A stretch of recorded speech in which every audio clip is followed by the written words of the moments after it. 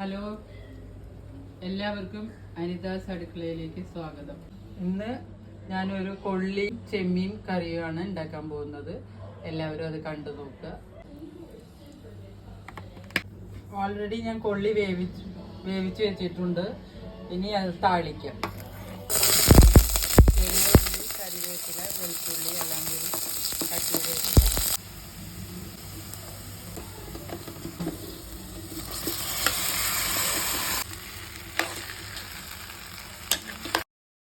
കറി ഉണ്ടാക്കാം.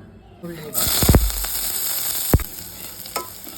മൂത്ത് വരുമ്പോൾ അതിലേക്ക് അരിഞ്ഞു വെച്ച ഇഞ്ചി, വെളുത്തുള്ളി, സബോള ഇതൊക്കെ ഒന്ന് വയ്ക്കുക.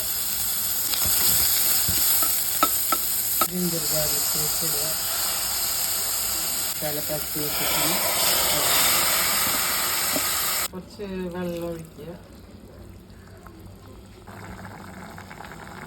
ഒഴിക്കുക.